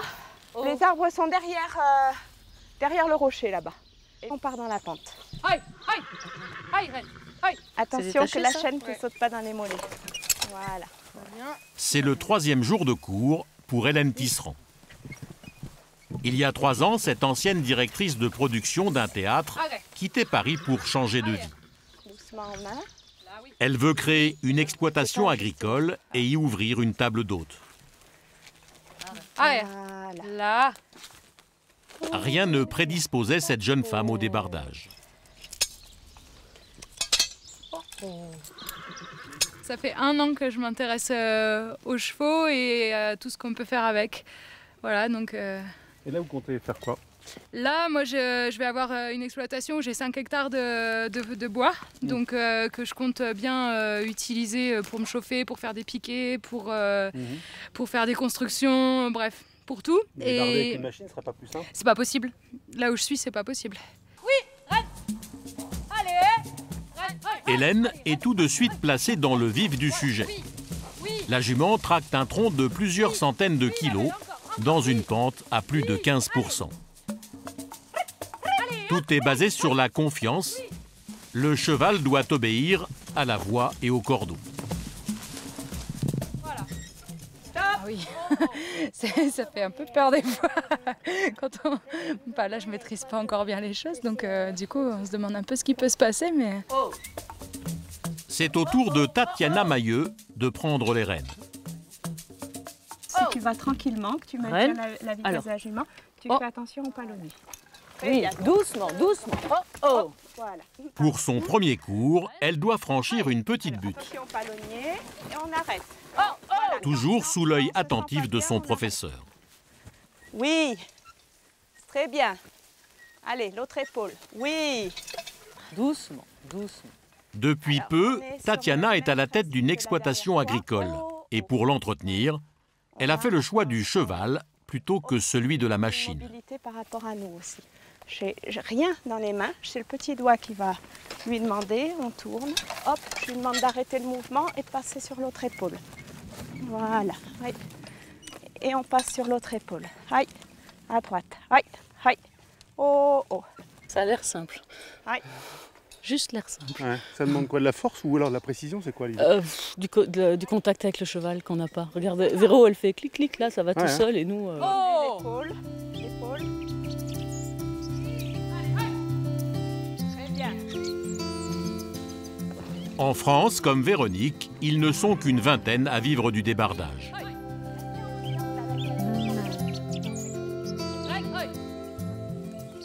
C'est plus que du privilège, oui. Je ne ferais rien d'autre. On pourrait me payer pour partir ailleurs que je reste ici. Quand on se lève le matin pour travailler et que déjà on est dans un environnement qui nous remplit de quelque chose, déjà pour moi c'est ça le luxe en fait dans la vie. Il y a une descente là. Oui, oui, là, oui. Oh, oh. Oui, doucement. Dernière épreuve de la journée, la descente en traction. Ouais, garde contact des deux côtés. C'est un moment de complicité avec le cheval. Oui, allez Reine, on non, y va. non, oui. Non. Allez, Oui. soyez d'accord sur les... Aïe. Oui. C'est pas évident de cavaler comme ça partout, de sauter, de regarder, de tenir les chevaux, de faire gaffe au tronc d'arbre. C'est pas physique dans le sens, c'est vrai, on porte pas, mais il faut monter, descendre, monter, redescendre, faire attention. Je suis un petit gabarit, pour moi c'est dur. Oui. Reste à droite, s'il te plaît.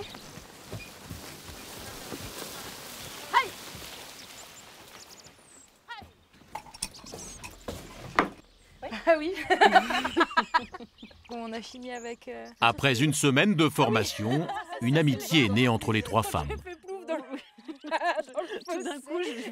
La mission est réussie pour le professeur.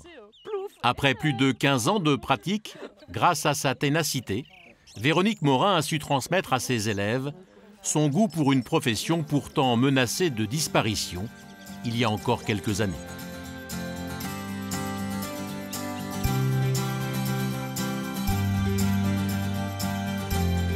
Nous laissons les vallées forestières de l'Ariège pour rejoindre les Hautes-Pyrénées.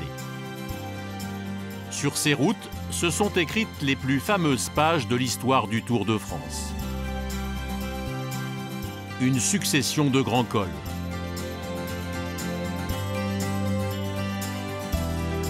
Le Puy-Morens, le Portet d'Aspet, le Peyresourde, l'Aspin, le Soulor, l'Aubisque, une dizaine de sommets célèbres, et parmi eux le plus mythique, celui du terrible Tourmalet. Avec ses derniers kilomètres d'ascension dans un décor minéral.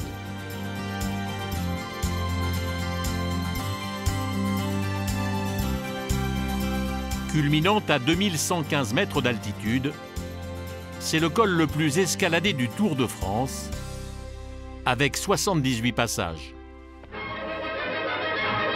Dès la sortie de Bagnères de Bigorre, le Tour affronte les Pyrénées avec leur redoutable juge de paix, l'Aubisque et le Tourmalet. Là encore, Faustocopie, merveilleux grimpeur, impose sa loi à ses rivaux.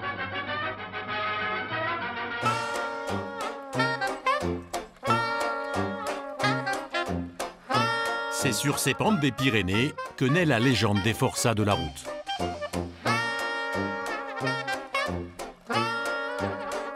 À l'époque, les coureurs parviennent à gravir ces sommets avec des vélos extrêmement lourds, munis de simples roues en bois.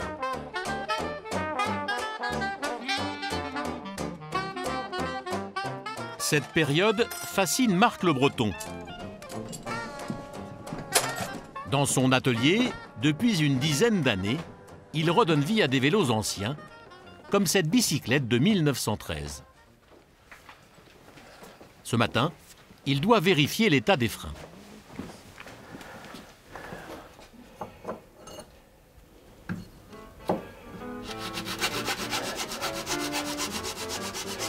Là, j'ajuste les patins qui sont en liège. C'est des patins en liège, en fait, pour les roues en bois. Les roues de l'époque étaient... les roues légères de l'époque étaient en bois. Et là, faut que j'échange parce que quand on va descendre le Tourmalet, il vaut mieux que ça freine. C'est simple. Ça veut dire qu'avec vous, rien ne se perd, vous récupérez tout là. Ah oui, ah oui, oui. Oui. Oui, on récupère. On récupère les vieilles pièces, tout. Et voilà. Et là, c'est impeccable. Il partage cette passion avec sa femme Nathalie. Chris, qu'est-ce qu'il prend comme un maillot? Mais justement, qu'est-ce que t'en penses? Dans cette armoire, leur petit trésor, d'authentiques maillots d'avant-guerre. Christophe. En Chine, beaucoup, ouais. Au niveau des affaires, de l'habillement. C'est pas uniquement, on n'est pas là pour se déguiser, on fait du sport quand même. Ah, c'est pas le terme. On se costume plutôt. Parce que le déguisement, c'est Zorro, Superman, tout ça. Alors que là, non, on est sérieux. Oui, oui, on fait ça sérieusement sans se prendre au sérieux, quoi. Marc fait les derniers réglages, car demain, au guidon de sa nouvelle acquisition, il a rendez-vous pour grimper le Tourmalet. Les Pyrénées sans le vélo, c'est plus les Pyrénées. D'ailleurs, là-dessus, il y a eu une année, en 1992, où le Tour de France n'est pas passé dans les Pyrénées. Mais ça a été catastrophique. Catastrophique. Ils l'ont fait qu'une fois, pas deux.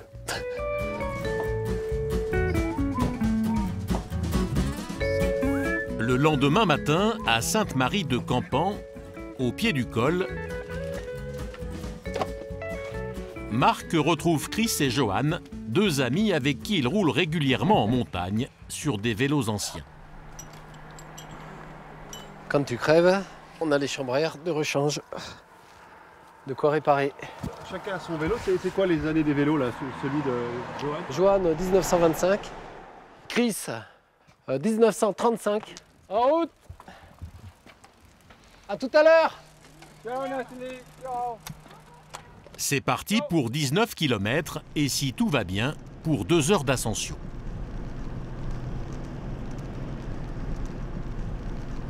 Là, c'est la côte qui va nous permettre de voir si on est en jambes ou pas.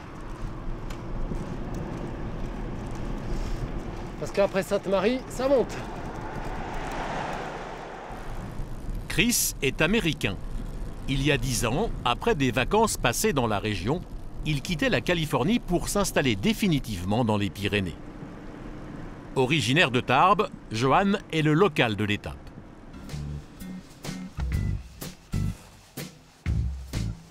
À la sortie du village de Grippe, les 3 cyclistes affrontent les premières difficultés de l'ascension.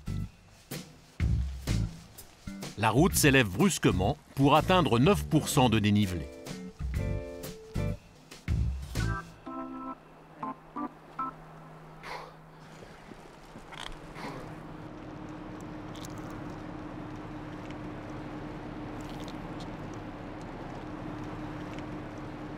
Avec leur vélo sans dérailleur, ils ne peuvent compter que sur leurs muscles et leur ténacité.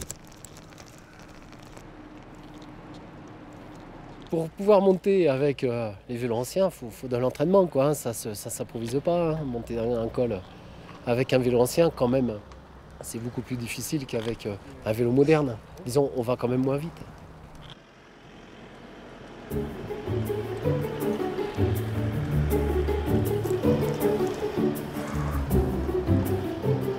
Après 1 heure d'effort, ils atteignent la station de Lamongie. À partir d'ici, l'environnement se fait plus sauvage. Les arbres ont disparu et l'ombre aussi. Il y a encore 30 minutes d'ascension pour arriver au sommet du col. Alors en 1910, ici, ils alternaient la course à pied et le vélo. Pourquoi? La route, c'était pas du macadam. Donc c'était moins roulant. Donc c'était une manière de pas trop se crever, quoi. Du vélo. Voilà, ils descendaient du vélo, ils couraient et ils alternaient. Mais quel plaisir! Hein, Chris? Oui, oui. Le Tourmalet, le Tour du Mal. Très mythique. Au début, les gens, ils avaient peur de le passer, ils avaient peur des ours. Eh oui, parce qu'à l'époque, il y avait des ours.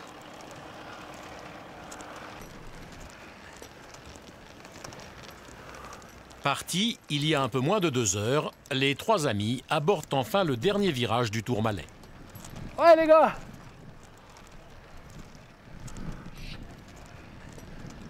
Ouah. C'est bon! Ouais! Allez. Voilà. Super. Le pic d'Espade domine le plus haut col routier des Pyrénées. Merci! Tired. Très fatigué. C'est très dur. Mais c'est belle. Ça vaut le coup? Ah ouais. C'est génial. Je sais pas. Ouais? Ah ouais. Et puis avec ces vélos, c'est... Hein? Ça vaut le coup de souffrir pour ça. C'est beau? Ouais. Non, non, c'est super.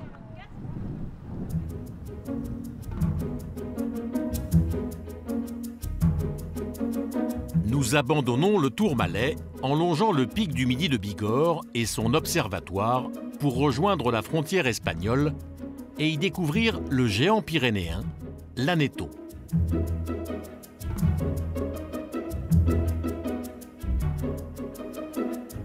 Situé en Espagne dans la province de Huesca, le sommet est au cœur de la Maladeta, le plus haut massif glaciaire des Pyrénées.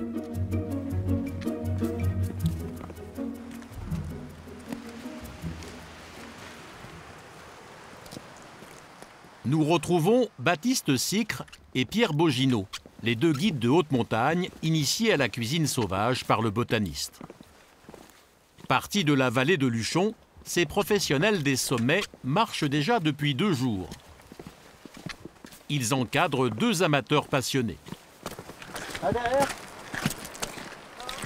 Pas trop chaud, vous l'avez une petite couche ou...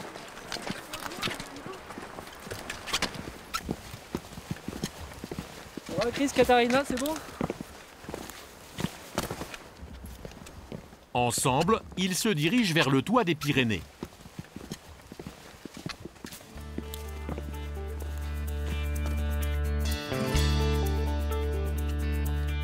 Si tout va bien, demain en fin de matinée, le petit groupe atteindra le pic d'Aneto, à 3404 mètres d'altitude.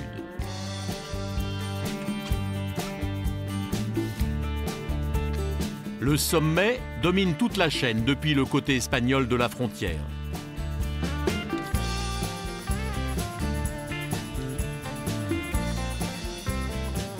Ce colosse de granit est posé au centre d'un parc naturel.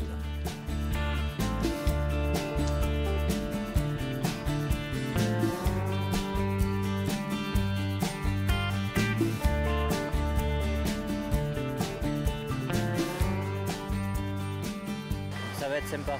On va pouvoir se restaurer là-haut au refuge.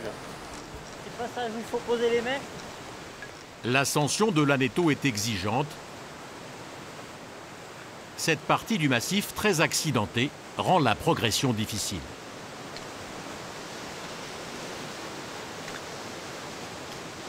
C'est bien de ne pas faire des trop grands pas par moment parce qu'on ne peut pas tout le temps ne pas faire des grands pas.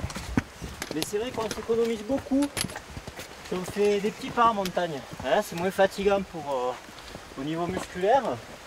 Hein, puis si on prend un petit rythme en faisant des petits pas comme ça, on peut aller très vite aussi quand même. Hein. Ça, faut le savoir.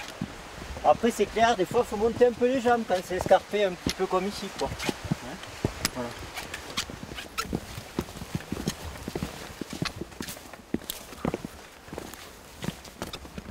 Il y a encore quelques heures, les clients des deux guides ne connaissaient pas les Pyrénées. Ce qui est vraiment bien sur cette ascension, c'est qu'on part du côté français et on va aller en Espagne, donc on voit un large plan de la chaîne quand même.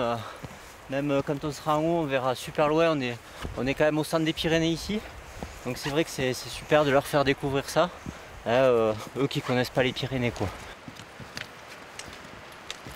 Cette course est une première pour Christophe, venu de Toulouse. Je pratiquais la randonnée, mais seulement à la journée. Donc là, c'est une occasion pour moi de pratiquer sur plusieurs jours. C'est une première approche, disons. Et ensuite, si j'y trouve toujours mon compte, et ben, pourquoi pas essayer d'aller au-delà. Moi, j'aime bien l'état sauvage. Et d'ailleurs, je dirais une des raisons pour lesquelles j'avais prévenu de venir dans les Pyrénées, c'était d'avoir un peu moins de monde, un peu plus de nature. J'apprécie vraiment une journée comme ça où on chemine. Katharina Beyer est suisse. Alpiniste confirmée, elle découvre le massif par le plus majestueux de ses sommets. Parti d'un refuge il y a 6 heures, le groupe s'autorise un premier arrêt. Bon, écoutez, on va manger là. Un petit coin là. Quelques instants de pause pour un casse-croûte bien mérité. Et la découverte d'un spectacle grandiose. Les Pyrénées, en fait, on peut les décrire de manière assez sauvage, mais en même temps, il y a une présence humaine très importante. La plupart des clients qu'on a, c'est des gens qui habitent en ville. Donc s'ils viennent en montagne, c'est aussi pour avoir un contraste important, pour décompresser un peu, pour changer d'air. Donc si c'est pour se retrouver à la queue leu-leu sur un chemin, je pense pas qu'ils en profitent au maximum. Ce soir, les 4 alpinistes sont attendus dans un refuge d'altitude.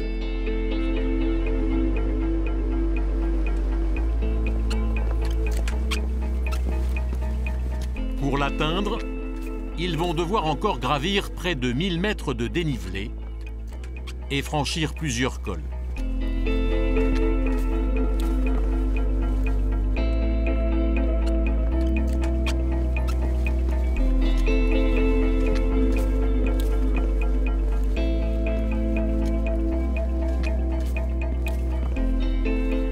Dans ce secteur, les lacs sont nombreux et l'atmosphère est humide. Le brouillard est fréquent. Il surprend le groupe, la visibilité se réduit et l'ascension devient périlleuse. Le brouillard, on va pour un super panorama et puis ce qu'on voit, c'est 20 mètres devant soi. Et puis la météo aussi qui dit qu'il y aura des éclaircies et puis que on les espère, on les a vraiment devant le nez et puis finalement ça se recouvre. Enfin, ça, ouais, c'est pas la première fois.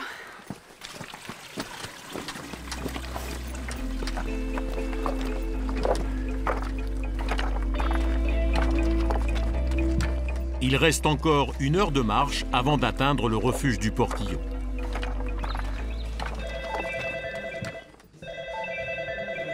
Refuge du Portillon, bonjour. Régis est le gardien des lieux. 6 mois par an, il veille sur ce chalet où peuvent dormir 80 personnes par jour en pleine saison. Homme orchestre, il est tour à tour cuisinier, homme de ménage, mais aussi boulanger.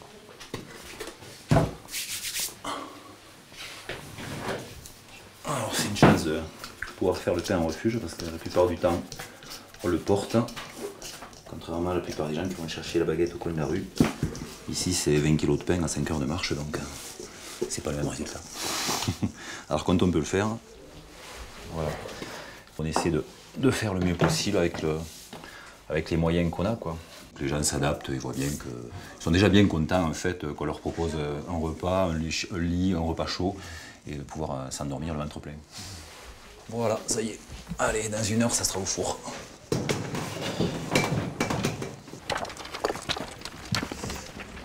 Nickel, on est au Portillon. Bon, ben voilà. Et voilà le refuge. La petite troupe arrive enfin à 2571 mètres d'altitude. Et voilà. Salut la compagnie. Ça va Pierrot? C'est le maître des lieux qui les accueille. Salut, bonjour. Bonjour. Bonjour. Bonjour. Vous avez mis au portillon, vous rentrez. Donc vous allez aller au Clair d'Hier, à la plus belle vue du refuge. Ce soir, les 4 montagnards vont dormir dans le même dortoir. Habitués, les guides préparent tout de suite leur lit. Comme ça, c'est fait. Quand tu vas te coucher, tu fais moins de bruit. Et voilà. Il est 19 h. Pour Régis, c'est le coup de feu. Alors le menu, soupe, pommes de terre, carottes, lentilles, beurre, un petit peu. Alors la caractéristique d'un bon repas de refuge, c'est de réparer un petit peu les méfaits sur l'organisme de la montée, c'est-à-dire recharger un petit peu les batteries, les sucres lents, la soupe qui réhydrate, le beurre qui regraisse, voilà. Et puis voilà, que les gens sortent de table sans avoir encore faim. Voilà. On va nourrir les fauves. Dans la salle à manger du refuge, ce soir, une trentaine de convives. En pleine saison, Régis doit servir jusqu'à 100 couverts par repas. Non mais moi c'est la première du refuge pour toi. Ce sera pas trop vertigineux la partie que tu vas.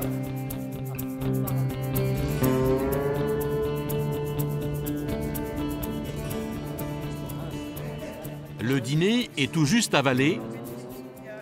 Pour chaque course, les guides utilisent une carte détaillée du massif. Derrière le col, il y a un petit passage, donc Pierre et Baptiste présentent le parcours du lendemain. Le bord du lac ici, monter ici tout ce vallon là.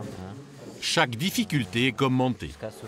On va monter le vallon de Litérol, vallon inférieur de Litérol, jusqu'au col qui est juste un peu en dessous de 3000. C'est ici où on trouvera de la neige, ici avant le col et après derrière le col. Dans la première pente après le col ici. L'idée c'est que après le petit-déj, il reste plus que les chaussures à mettre et gaz. Voilà.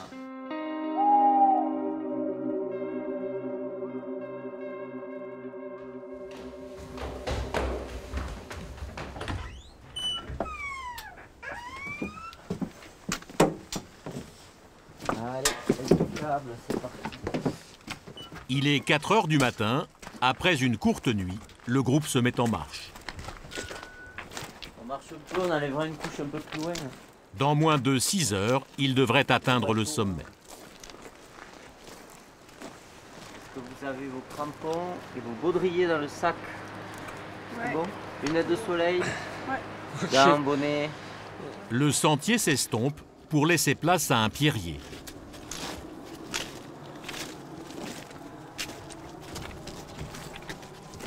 Là, les 50 mètres qui viennent, il va falloir être attentif. Là, on surplombe, c'est un petit sentier taillé dans la paroi, on surplombe le lac directement.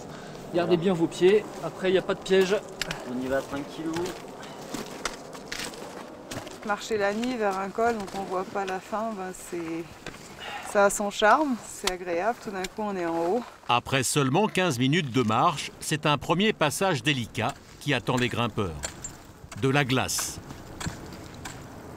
Baptiste, le guide, taille des marches à l'aide de son piolet. Après 1 heure d'effort, l'escalier de glace est prêt. Pierre tente une corde pour assurer le groupe.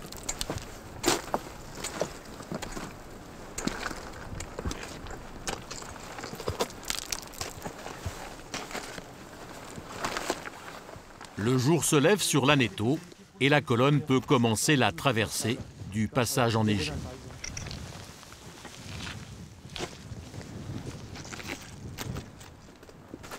Tu peux appuyer. Ne presse pas, surtout tu prends le temps. Voilà. Bien les prises là. Mets les pieds là où ça tient bien, hein, là. Tranquillou. Vas-y, vas-y. Descends doucement les pieds. Voilà. Donc là tu continues, regarde, il y a des traces juste derrière là. Tu continues, tiens-toi à la corde, Chris, vas-y. Les 2 guides encadrent Christophe, l'alpiniste débutant. Ça c'est de la maîtrise. Ouais, on se marre pas, on se moque pas. Non, mais c'est bien, hein, tu vois, pour des premiers passages surnévés, c'est super. Ouais.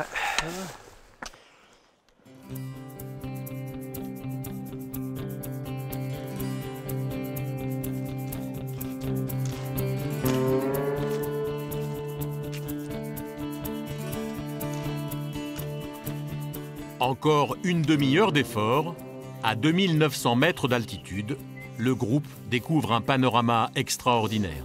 Et voilà. Première vue sur l'Aneto. Vous pouvez voir l'Aneto là. Il se trouve là-bas. Le géant des Pyrénées leur apparaît enfin. Celui qui a tout à fait à gauche là, la pointe. Il y a une ronde là. Voilà. Là, on traverse tous les neiges là. Et du coup, on voit qu'il a reneigé, donc c'est super. On n'aura pas de glace au milieu là. Pas tout ça, mais on a un sommet à faire, on enchaîne.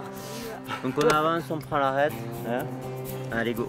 Il leur reste 1 heure d'ascension entre les éboulis et les blocs de glace Ah, vous voyez, bon, il y a quelques blocs qui bougent des fois, donc on fait gaffe.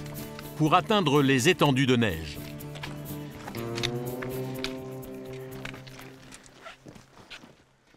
Là, pareil, sur la neige, les pieds bien à plat, dans la trace.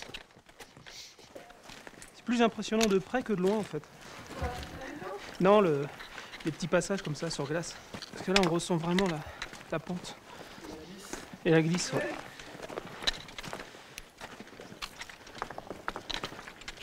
Voilà, on arrive sur le glacier là.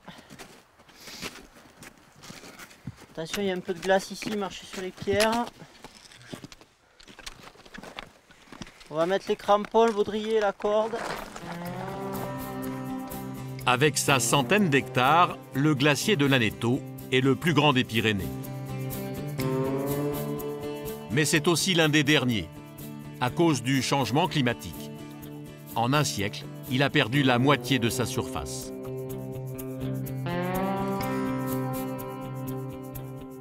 Et c'est parti. La traversée de ce désert blanc commence. Elle prendra 4 heures.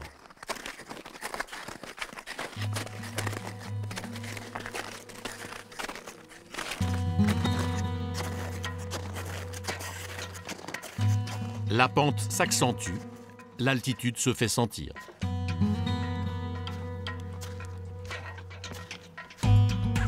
Longeant la crête, les 4 montagnards progressent sur 2 km à l'abri du vent.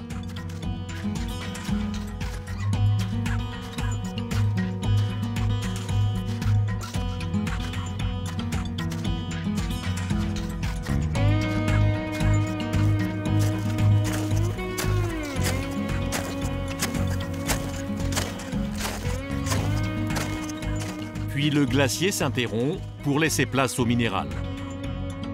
Il faut alors déchausser les crampons pour se lancer dans l'ascension finale et traverser une étroite bande de rochers. Pour franchir le célèbre pas de Mahomet, un périlleux pont de rocaille, les marcheurs doivent s'élancer un par un.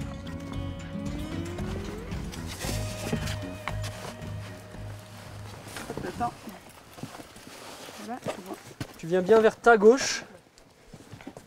Il faut encore gravir quelques dizaines de mètres avant de pouvoir découvrir la fameuse croix du sommet. Et voilà. Bon, bravo. Bien joué. Merci monsieur. Merci. Voilà, la croix. Ouais, joli. Les paysages sont époustouflants. Ce paysage, depuis le toit du massif, offre un spectacle inoubliable. Pour Katharina, cette course est à la hauteur de ses espérances. Super contente de découvrir les Pyrénées depuis son toit avec cette vue panoramique. Super. Là, on voit super bien le versant espagnol qui est super contrasté avec beaucoup plus de cailloux et beaucoup plus sec que le côté français. On comprend pourquoi on monte. Hein. Vraiment, ça prend toute sa dimension ici. C'est somptueux. Ouais, c'est vraiment beau. C'est ça que j'aime bien en arrivant au sommet, c'est que je vois chez moi là-bas, l'Ariège. On voit jusqu'à l'Ariège là. Voilà, là-bas on voit les sommets ariégeois. Ça fait... ça sent un peu la maison quoi.